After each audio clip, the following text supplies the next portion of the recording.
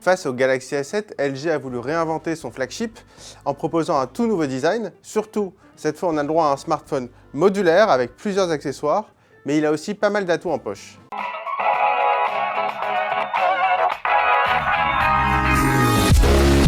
Contrairement au G4 l'année dernière, cette année c'est une coque toute aluminium autour du G5, comme c'est le cas d'ailleurs pour pas mal de modèles haut de gamme cette année.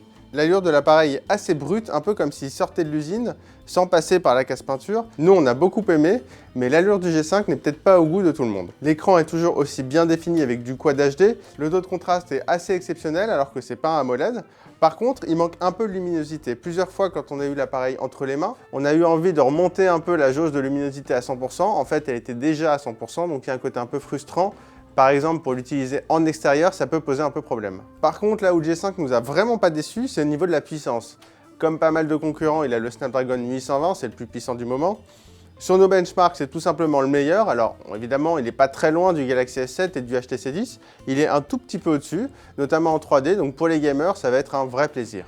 En autonomie, c'est pas mal, mais un peu décevant. En surf web, en vidéo, il est vraiment très bon, ça y a aucun souci. Par contre, en autonomie polyvalente, celle qui mélange un peu tous les types d'usages, donc finalement celle qui va être le plus réaliste, il a tenu que 7 heures. Par exemple, le Galaxy S7, il tient 10 heures. Donc là, le G5, il est un petit peu en deçà. Par contre, là où il peut se rattraper, et notamment au niveau de l'endurance, c'est justement avec son aspect modulaire.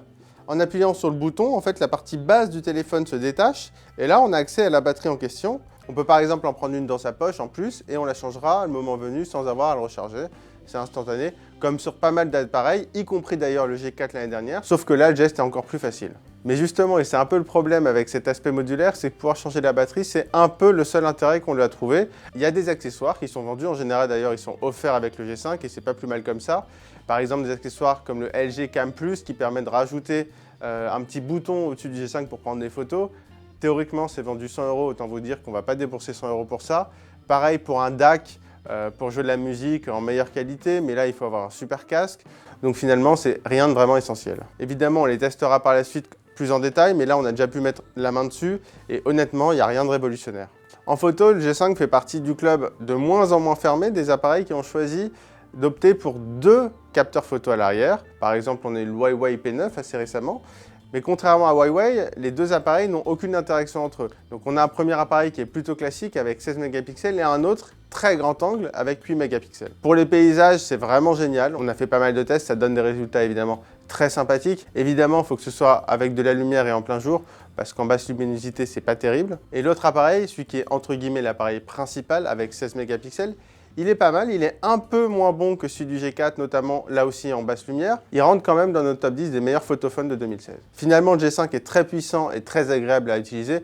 C'est vraiment ce qu'on demande à un téléphone vendu à ce prix-là. Pour la photo, il plaira beaucoup à ceux qui aiment voyager en extérieur, voir des beaux paysages. Et en plus, ils pourront changer de batterie à la volée. Par contre, son aspect modulaire, on va pas se mentir, c'est un coup marketing, ça reste très marketing. C'est pas ce qui fait qu'on achètera ce G5, néanmoins il est très bon et donc c'est peut-être le meilleur concurrent du S7.